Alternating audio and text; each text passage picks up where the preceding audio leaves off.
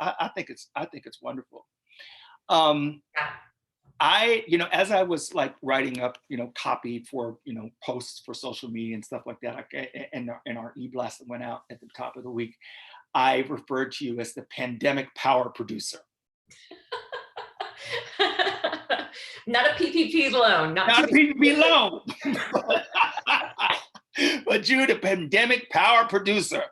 Because I mean, yeah, people have been it being in quarantine, lockdown, whatever word your community was using, a lot of music was created to express, whether it was the frustration of isolation or whether it was engaging with the social justice and protests that occurred last summer in the wake of the murder of George Floyd. There was a lot of music that was made, but I still say, I don't know anybody who's made as much music as you. That's why you're the pandemic power producer with your 3 albums. So this gives us an opportunity to kind of walk us through, how these three very different, but, similar projects came together. Like, obviously they're similar because it's your voice and your sonic approach, et cetera, et cetera.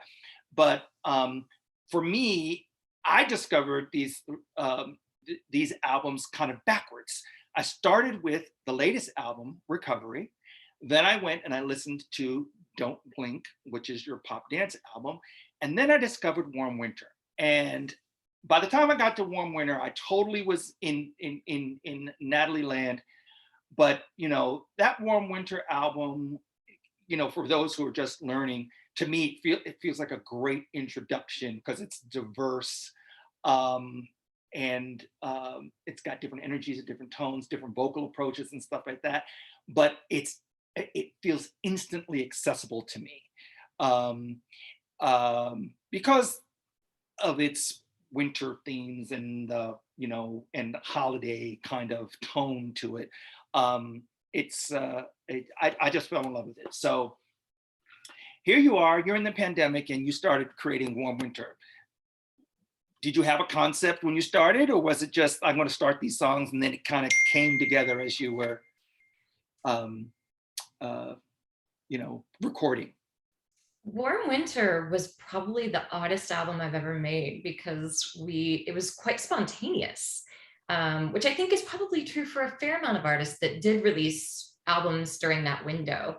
Obviously, a lot of artists had to step away from touring because of COVID. Yes. Some of them had albums that they had ready to release, but they didn't want to release them because they couldn't then support it on tour, since the dance charts have remained frozen all this time. Right. So there've been so many very valid reasons for artists not to release music right now while they've been waiting to see how things pan out. But the advantage to me was that some of those artists that weren't touring or were in the studio a little less were available more to me, people that I collaborated with previously, that I would still, for one song here and one song there.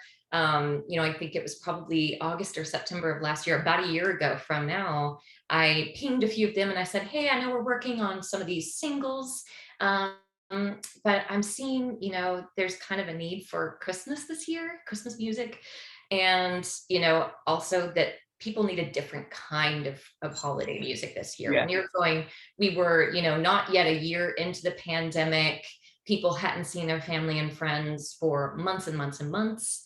And you just couldn't turn on like, it's the most wonderful time of the year. Right. Sure and could. you're like that, So I was really careful in the songs that I curated, and Warm Winter really began as just, that email blast to my friends and collaborators saying, would you like to do a song, one little song for Christmas? And I got so many, every single person I sent that email to surprised me and said, yes. I thought I'd get 1 or 2 yeses. I got about 8.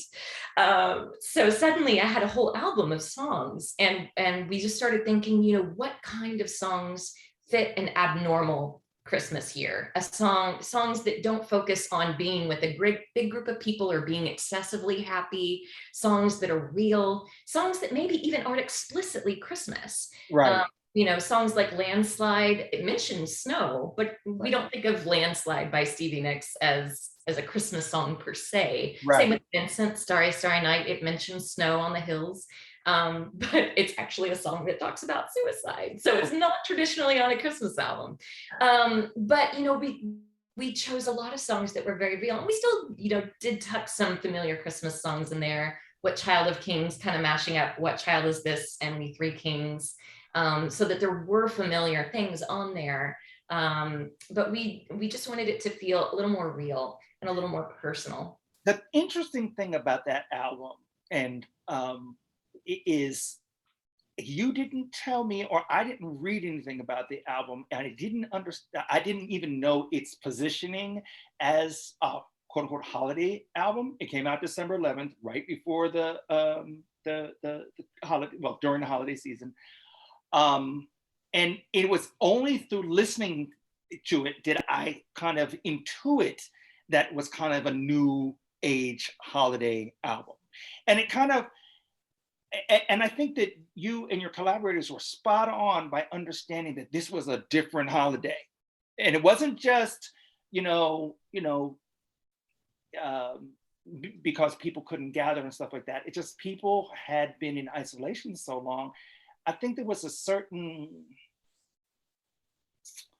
pallor of, I'll just use the word sadness, or pensiveness is probably a better word. And I really related to it. And this was like, this summer. And I was like, wow, it took me right back to that very calm, introspective kind of place. And it also reminded me of my childhood in Connecticut. Being in the house and looking out the window and seeing the entire yard and the hills just blanketed with snow. It actually really works as a holiday album. But candidly, it's a record that could play almost any time of the year, except for the explicit kind of holiday songs. But that's just my opinion. Yeah, and we definitely marketed it that way. We actually even took a few of the songs that weren't wholly Christmas songs and re-released them in January when it was still winter, but not holiday season anymore. We re-released Landslide and Piezu as singles with slightly edited cuts for radio so that people could recognize these are not songs purely dedicated to December, but you can listen to them all year long.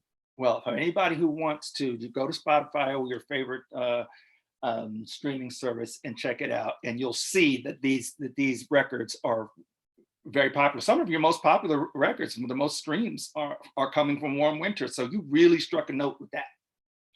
That was and I'm almost glad. Well, I'm glad that I approached this music in its kind of reverse release format, because I wasn't married to what was. I didn't think of it as historical. I was discovering it in the present, and so that's what made it so fresh for me.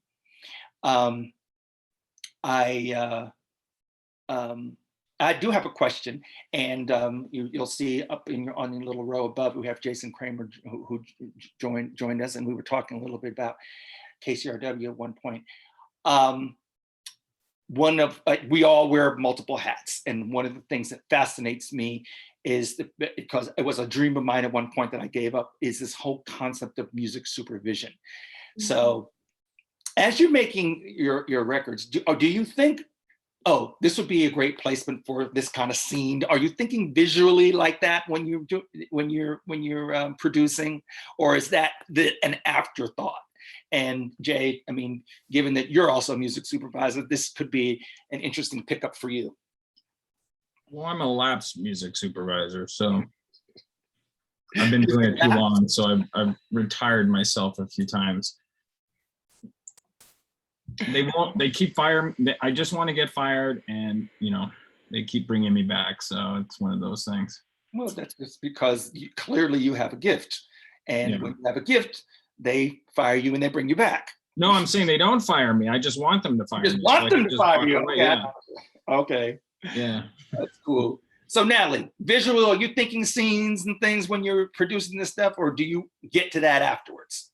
It can go both ways. We definitely, I have a blessed collection of collaborators. Most of them are film composers. Jonathan Still and Dana Bizignano, Michael Gordon Shapiro. Their mainstay, you might even say their day job, is actually film scoring and writing instrumentals for stock music libraries. So they have a lot of TV and film placements. So every time they come in and work on arrangements with me, or even just offer up like a guitar or piano stem for our mix, they're always hearing it in that cinematic light, which is perfect for me, because I do, you're absolutely right, I do hear that on the opening. We haven't released it yet. You may not even know this is in the works, but way back last summer, before we released these 3 albums, we began working on a ballad cover of Friday I'm in Love by The Cure. That was kind of our set out from the gate to work on all of this, is reimagining some of our favorite songs in a totally different way. And I especially love to take a song that was done by somebody else of a different gender and then turn it on its head and deliver it in a way where people are like, oh, this sounds so familiar. And then they get the chorus and they're like, oh my gosh, it's that song. I can't believe it. So we did that with Friday I'm in Love. And I swear, all throughout the mixing, I kept going, this is a song that would just be so perfect for a show like ER, Grey's Anatomy. You know, ER, I know, not on the air anymore. I think Grey's Anatomy may be off now too after 20 something years, but that like music montage where everybody is weeping and somebody's lying on their deathbed, you know, and it's so funny because you don't think as Friday I'm in Love is the kind of appropriate song for that. But when you hear this rendition, I'll have to send it to you. We do plan to release it soon as a single. We kept trying to find which of the 3 albums to tuck it on, and it didn't quite fit any of them. But yeah, there are definitely times where we're in the studio and when we listen back to the cut, especially when the violins are added or a new piano take comes in that's just really emotive, you know, even before my voice gets put on, I will definitely feel like, oh, this is this vibe, that, you know, with Vincent, we said this needs to be a lullaby. And we'll definitely lean into that when we start to hear a little bit of it. With Postcard from Recovery, we were like, this has suddenly become an island song, even though the lyrical content is not an island song at all. But once we start to touch that, we just lean into it and go with it.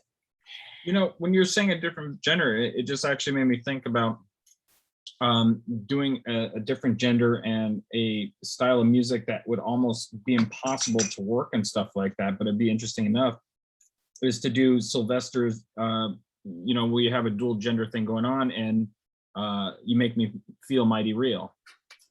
You know, that would be great. And to do a song like that, because it would be extremely challenging, because it's straight up Studio 54, and you know, it still has an EDM, you know, vibe to it from the old disco days, and it perfectly fits for today's inclusiveness of, you know, being more open. Yeah. Nice. I'll have to go.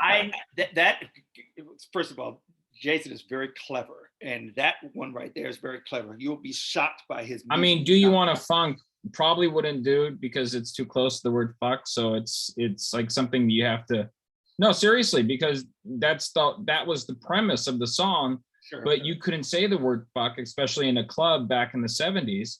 Right. It would be frowned upon, and especially gay clubs in the 70s or 80s. It just would be frowned upon.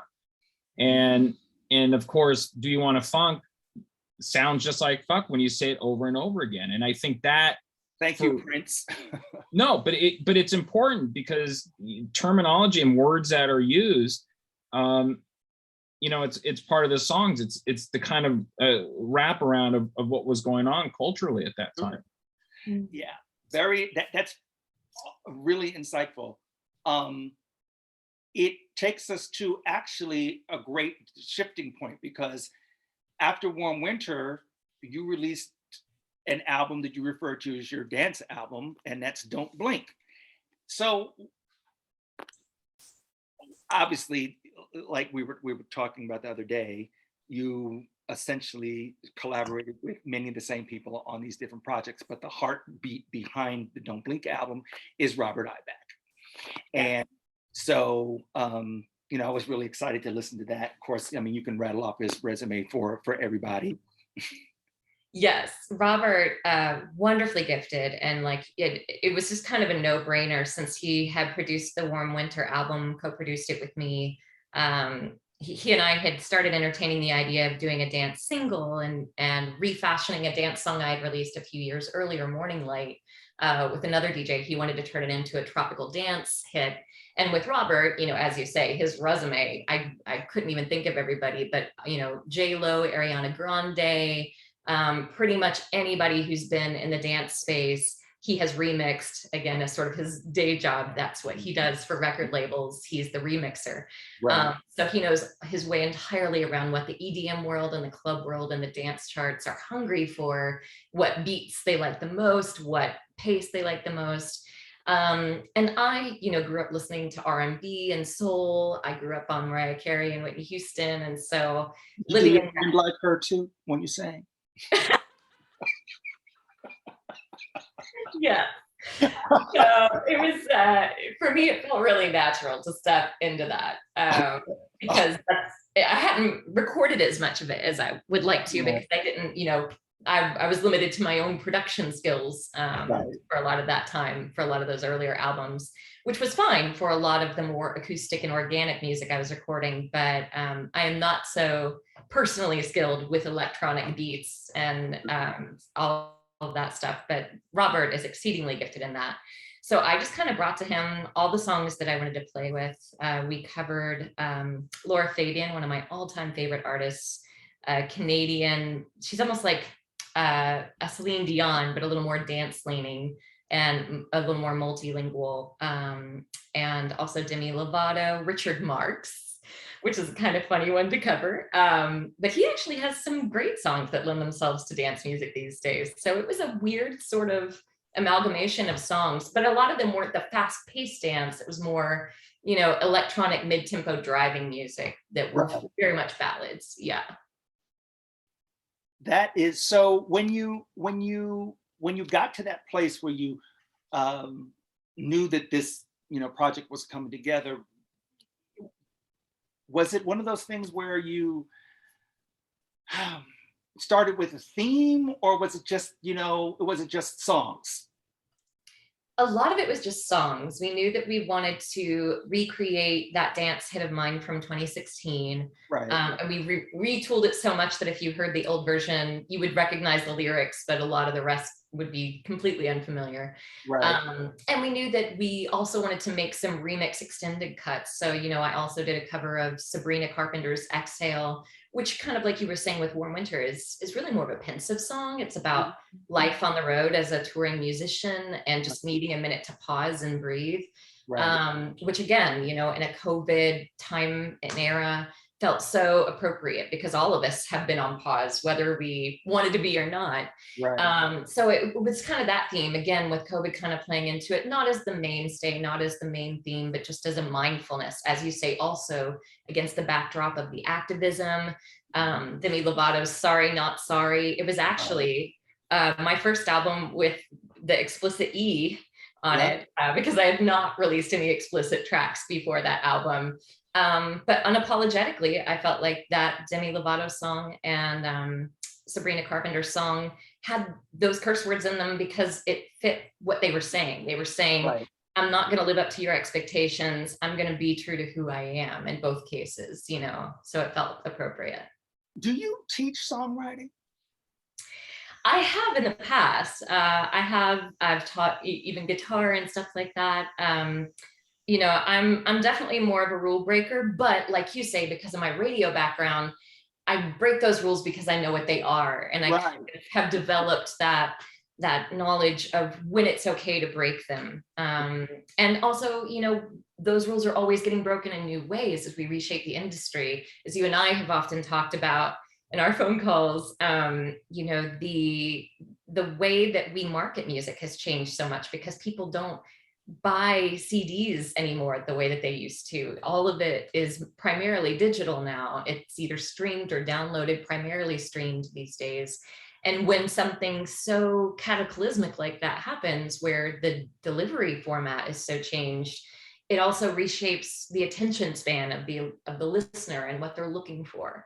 So when I do teach, I kind of, like you touched on, I do tend to include that whole package of think about how you want to market it and who the end user is, so that is kind of informing the structure of your song as well. Gotcha. Jason, what do you, of all the different things, because I know how to answer that question for me, but what do you enjoy the best? Between like songwriting and performing? Songwriting, performing, writing, music for specific projects, making albums, even radio, I do love radio. As you know, radio is just a total different vibe of its own. And there is a lot of camaraderie there too. I feel like all the people in radio I've worked with through the years are totally family to me. But I do think of all of those, for me, recording is where, if I was still doing that when I was 70, I would be a happy camper, because it's such a long lasting format. Sure. It will live long after I leave this planet, that those recordings will still be out there. And also because it's the most unpredictable. And I know that sounds funny to say, but, as you say, it is a means that you can plan ahead, but across the board, every single song I've recorded, along the way, something unexpected happens. We decide to add another instrument last minute, or one of my vocals that I didn't plan to be quite so vivacious comes out a different way, and we'll surprise ourselves. And I think that it's almost like an archaeology. Yeah. And, you're just discovering things as you go. And I don't think you have that same discovery in a lot of those other realms of radio or music supervision the same way. Well, you challenge yourself over the years. It's a lot of it is adapting to the new marketplace, and I don't mean to make it sound so sales-based, because I don't want, I do also stress to all the people I work with that, ultimately it is still about the music. We're not just writing music just to pitch it or just to market it. But, those different dynamics of who the listeners are or what they're expecting is really different. I spoke with a DJ in Africa last week about the fact that there's a song on this new album that I wrote in 2009, but I never felt it was appropriate to release it before. Because back in even 2009, people just weren't being real about their relationships with family on their albums. And it's a song about my father's passing, and about spreading his ashes, but it's the one that we set to island music. So we made it more accessible. But it was definitely a song where I felt like, before I release this, I'm going to have to email some family members and let them know that I'm going public with it. It's not that it's cruel or mean, but it is honest, and it doesn't paint a perfect rosy picture of who my dad was. So I think things like that, and challenging yourself to be more vulnerable, and sometimes revisiting old work and reshaping it for the new era can be really stretching artistically. Right. Well, it's funny because I'm seeing more and more songs today that are being written like they did in the 50s, where there was no chorus, it just had a bridge, and you think of the stuff like Santo and Johnny and Sleepwalking, where it just came to the bridge and that was it. And I don't know if it's the attention span of younger kids or the technology that's made 15 to 30 second bits of all music, where a chorus lasts longer than 30 seconds. So it's not a thing to do. And even the song structures have definitely changed in the years. I mean, in like I said, going back to the 50s, how they were jukebox type songs, for 2 minutes, and they didn't have time for choruses, and it was just, blah, blah, and bridge, and that kind of stuff. So there's so many different elements to how songs are, and then especially with marketing, how do you get it out there these days? And you can't tour, and it just becomes a difficult proposition for most, but we keep prevailing through. Well, yeah, and as you touch on too, it varies so much from genre to genre. And I think in the past, those genres were very streamlined. It was very much, this is definitely pop, that is definitely R&B, Never the Two Shall Meet. You know, I was just reading a great book that's coming out next year about Whitney Houston that talks about, you know, how criticized she was for daring as a Black artist with a soulful R&B sound to pitch her stuff to pop and live in that space, and how a lot of people from both sides criticized her, and you know, the R&B stations didn't want to play her, and just awful. And I'm so sad that that crap is still going on today. But I think hopefully as time has gone on, people realize that we can bend the genres more, and that means that the song structure changes too. You know, in the metal world, you hear a lot of the same song structure as classical music, and the rondo, like you say, no chorus, repeating a same theme like a motif. And I think a lot of that has started to bleed through more in the pop world too, where exactly as you say, people either don't have a chorus, or they're really just saying the title of the song and then crunching and rolling on. And they're completely splicing it, or maybe it's a chorus only and there's no real verses. Yeah. Or there's just kind of, like you say, just a bridge or a pre-chorus. And certainly in the R&B and soul realms, and even gospel realms, you have the vamp and like the long pre-choruses that are sort of celebrated even more than the chorus, or the part that's really sticky that people know more as the hook. Well, Yeah. in the R&B world, it's definitely gone from the likes of what Frank Ocean was doing, and it's turned into something, you know, kind of morphed into their own little world, whatever it is. Yeah, you know, classical was always a derivative, or I should say metal was always a derivative of classical, because of the song structures and that. That's why, you know, it kind of has its build. And I know a few, you know, hair band metal lead singers, and he actually listens to Enya. Nice. As his makes perfect sense though, structurally. Yeah. Where, you know, other musics are derived from whatever, you know, things that they did with it. And the odd thing, and I mean, I think you can appreciate this with your radio background, is that unfortunately we get penalized when we mix those genres, because then people don't know where to place us. Right. You know, then they're like, oh, well, this doesn't quite fit pop, but it's also not quite folk. Oh, that's not quite dance, but it's also not quite electronica.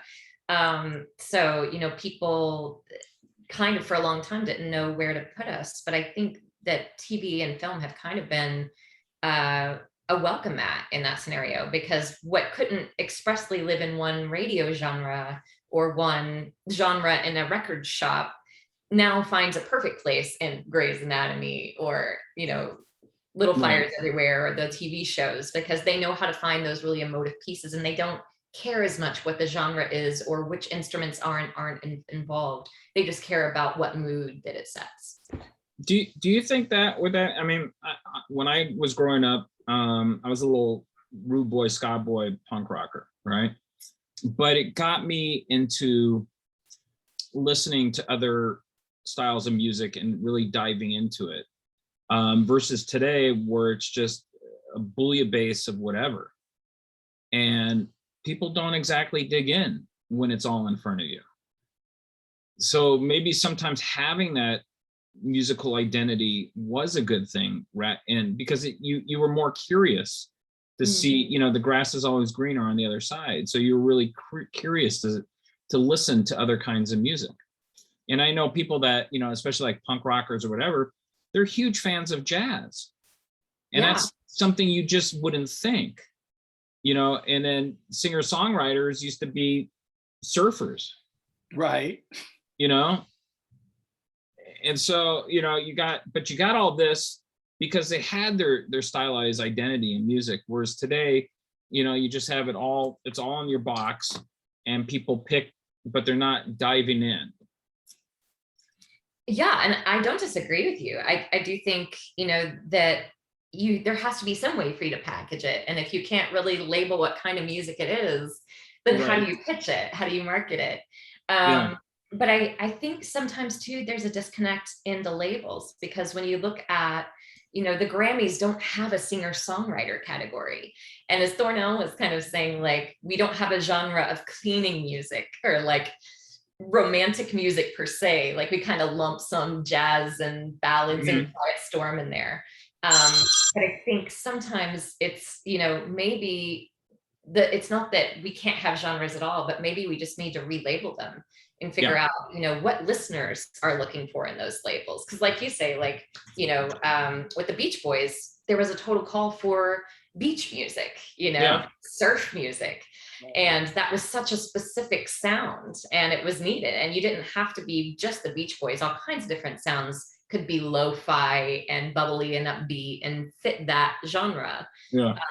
But that was based on the end user. That was based on where people were listening to it on the beach in that party setting. Right. The lifestyle of the consumer. And that's basically, how I approach marketing of music. It's like, the lifestyle of the consumer, and, it's the soundtrack to their particular lives. This whole sub hip hop genre, trap music, was derived from this culture in Atlanta, people, in the hood. And I loved it sonically from the beginning, but I'm old school. I've got my lyrical qualms and things that nature, but sonically, I definitely have always liked it from the beginning. And obviously, this is a conversation amongst, I'll just say, high-minded conversation of people who are, exposed to a lot of different kind of music and stuff like that. But I think that's the key: the fact that we, are avid consumers of all different kinds of music. A lot of times, people don't even know that a certain thing exists, so therefore they don't know if they're going to like it or not. That's one of the things I kind of like about this streaming era is, even though, and this is a crazy number, even though it's like 65% of all the streaming volume is being done by catalog, which means only 35% of the streaming volume is done by new music. Wow. There is still this opportunity for discovery. I know I discovered this artist from London named Now, Nao. Fabulous singer. She kind of does an R&B, Afrobeat hybrid kind of thing with a dollop of pop on the top of that. And she's wonderful. And I even discovered this Chinese hip hop group. I didn't understand a word they were saying, but they were dope. I was just like, it just came up one day in the playlist, and I was just like, oh, okay, that's not bad at all. But this is a lot of what people were doing during the pandemic, and is trapped in the house, and the playlist kept going. I've discovered some amazing things on SoundCloud. I listened to something and then I forgot that and then 3 songs down, I'm saying, what is that? So I love the fact that we're all music people and that we're avid consumers of different kinds of things, because then we have an opportunity to take that and bring that into our own universe, whatever that is, whether it's Jason and his, programming his shows on KCRW, or you saying, I like this idea of using a ukulele on this particular song or whatever. But that takes us to contemporary times. You just released your latest album called Recovery. And, it's a knee-jerk kind of thing to say recovery. Oh, and the irony is it is actually what National Recovery Month, but it's your recovery is more kind of related to your own journey with overcoming some things, but also relating to how people our collective is recovering from being in such a deep, dark place as a society, and contemporary culture. I want to share a little bit about how you came from putting together this dance album into understanding that this was the next place that you wanted to go. Well, and again, it was a bit of a happy accident, because Recovery was supposed to be this great album of covers, and that was why I was snagged that title, hoping it would be a fun play on words. Yeah, Recovery. I was like planning some fun like font play with bolding cover in there so people got it. But then I couldn't do that because we kept putting all these originals on the project. So now only something like 60% of the album is covers. But that was kind of where it began, from that seed. And then from that, I began to think exactly what you were saying, that all of us are coming out of this dark tunnel of COVID. We're all bouncing back from whatever our losses were. Some people lost jobs. Some people unfortunately lost their homes. Some people got COVID or lost loved ones to COVID or other illnesses. And as you know, I have been battling with a back injury that the doctors are still kind of trying to decide, is this related to a prior surgery due to my being hit as a pedestrian years ago, or is it something new? And, they're like, maybe it's very early onset arthritis, maybe it's this, but whatever it is, however, we can't quite label it.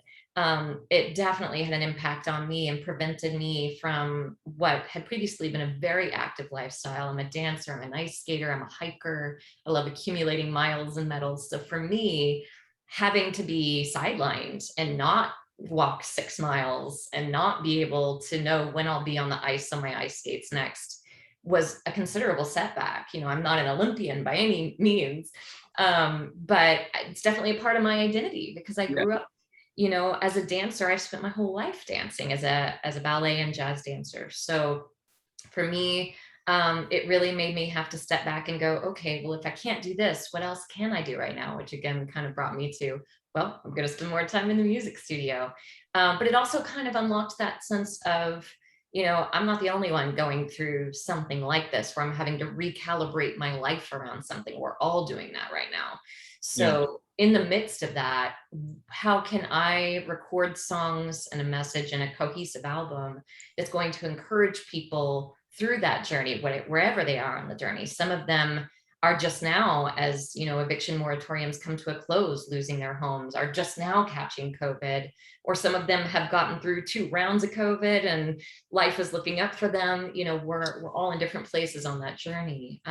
But kind of like with Warm Winter, I just felt like I can't sweep in with a song, with an album full of songs that are all happy, happy, joy, joy. Even though there are songs that are like that. We covered Spice Girls, and you can't do a Spice Girl song and not have some joy in that. Jarrett Johnson, his vocals on that song and his harmonies are just out of this world. But I did want to be real about it. And so we did hand select both those originals, some again that I didn't think I'd ever release, that this was the right project for them. And other songs that just seemed like, let's do this song and turn it on its head and make it something that people don't expect. You don't usually see a Billy Joel cover and a Spice Girls cover and a Coldplay cover all on the same album. So we just kind of wanted to stretch it and see how wide we could go. Well, the interesting thing about that is, while I am familiar with all 3 of those songs, it was your musical approach and your vocal approach to those songs which gave which brought the continuity. Mm-hmm. If you had taken those 3 original recordings and put them on a compilation, that probably wouldn't have worked. But because of the consistency in your production and your vocals and your approach to the tone, the attitude and tone and approach to the production, lets it all hang together in a cohesive whole that, once again, it feels like an album that that is perfect for this time. It's got the quietness, but it's also got these glimpses of levity that that we're all kind of experiencing.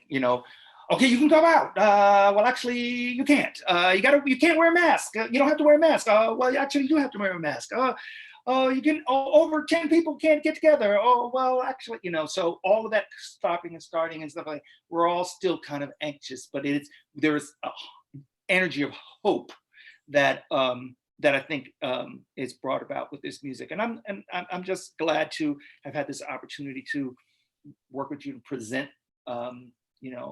your perspective on and your story behind how it all came together. I did want to open up the room for any questions. If you want, we have the chat room. We only have a few more minutes, and then I'm going to close this out by playing the lyric video for Postcard. And Natalie mentioned before, and I remember listening to it on the album, and not having the lyrics in front of me, which is a big downside of the current music marketplace, not having, you know, even a CD package to look at. You know, I grew up in vinyl where, you know, the dust jacket on the inside always had the lyrics on it and stuff and the credits, and that was all part of the music consumption experience, right? So it wasn't until I saw the lyric video that I realized, oh wow, she's talking about spreading someone's ashes. This is a little bit of a head turn, and yet it works because it's freeing. It's the whole energy of the song is freeing, and so I'm glad that we have the opportunity to kind of, if you would, world premiere it here. If we don't have any questions, Jason, you have any last questions before we jump? No, I'm looking at some of the stuff over here on my other screen of her stuff, and I'm just very intrigued with it. Well, Natalie is intriguing for sure. Okay, so no one's going to ask any questions, but we do want to thank Barbara. We want Chris to thank Chris for joining us. I enjoyed this tremendously. It's like every time I get a chance to talk with Natalie, I get just a little bit more, and you know, I hope we have the opportunity to work together for a long, long time. So, do you want to set up the video? Sure. Well, first, I will say that the idea to add the ukulele was Dana Bizignano's idea. I certainly want to credit him because I would never have thought of that. And he added so much to it. As I say, he does come from a film composer background. And I was really touched too. I don't think he will mind my sharing this with you, but while we were working on recording this song, and I was still on the fence about, you know, let's record it, but I still might not put it on the album. Let's see how it turns out. Dana said, you know, as I was listening to this song, it really spoke to me because he lost his dad in recent years as well. And so, you know, some of the lyrics on the bridge, especially around the segment talking about spreading the ashes, really were relatable for him. So I was grateful that as he was adding so many, he did the piano, the guitar, and the ukulele. He was a total rock star on this. You know, the fact that it spoke to him personally really meant a lot to me too. So we developed this lyric video. There's animation. And again, it's a very upbeat kind of fun song, as you say, Thornell. If you don't see the lyrics and you just hear it, it just seems like, hey, you're just out in the backyard having a fun party. And I don't mind that at all. I think sometimes it's nice to have the juxtaposition of this difficult subject matter, but at the same time, we're going to deal with it lightheartedly and recognize that life keeps moving no matter what's going on. So this is Postcard, released from the Recovery album. Okay, here we go.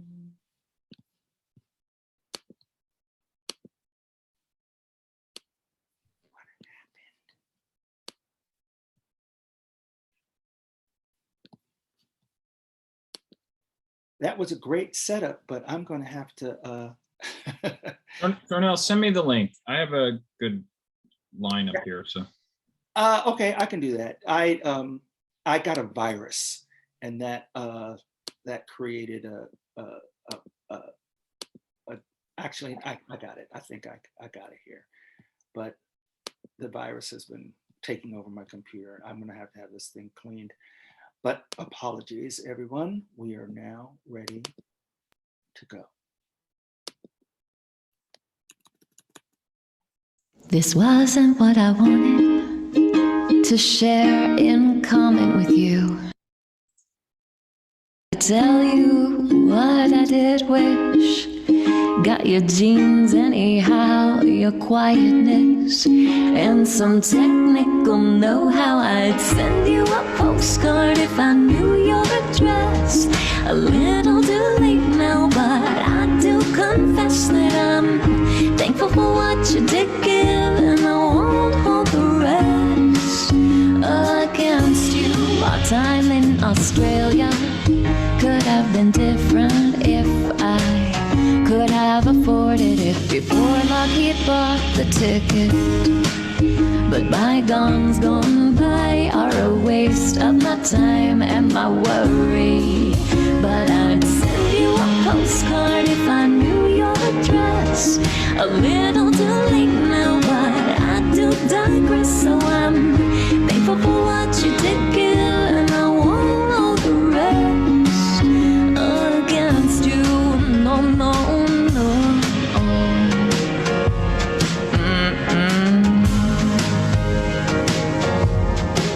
Scatter the dusted sea closer to me now.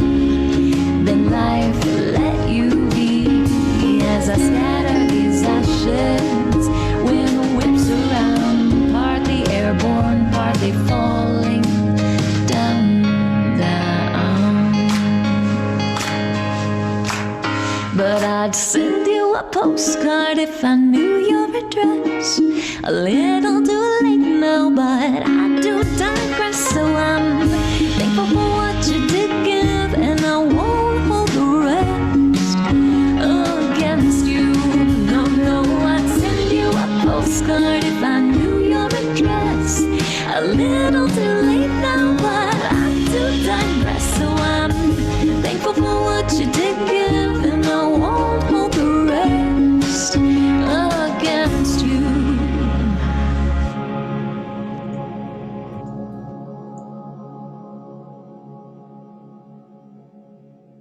You know, lyric videos add so much more to it.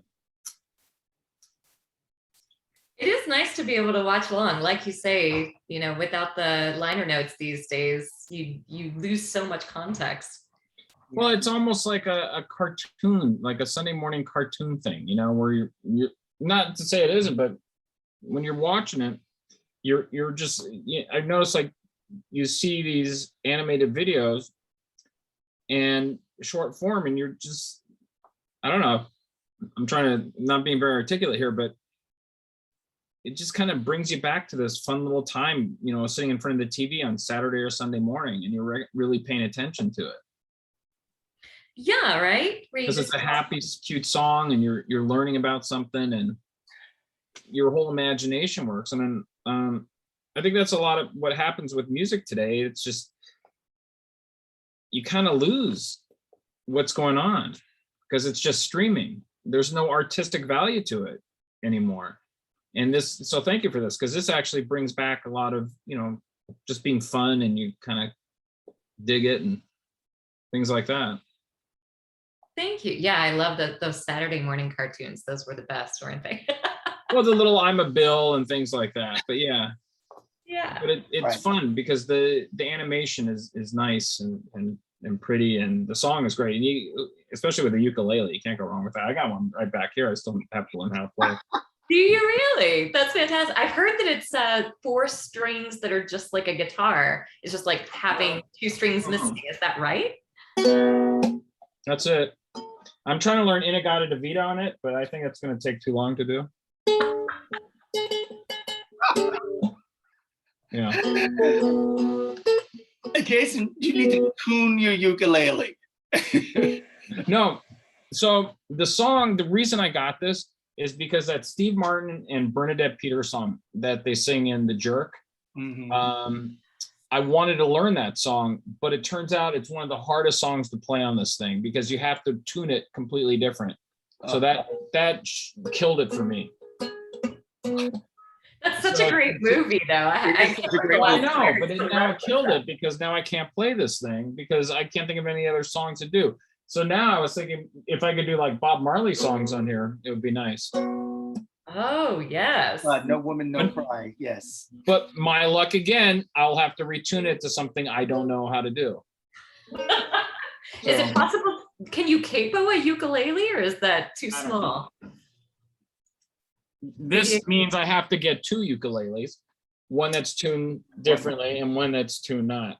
Right. Especially if you're going to do shows. You got definitely to. Yeah. Well, Natalie Nicole Gilbert, this has been wonderful. I really appreciate your taking time to join me and Jason today to kind of dig below the surface and scratch below the music and have a few little laughs and things of that nature. This has been an education for me, and it'll be an education for the audience as they get an opportunity to hear your words firsthand.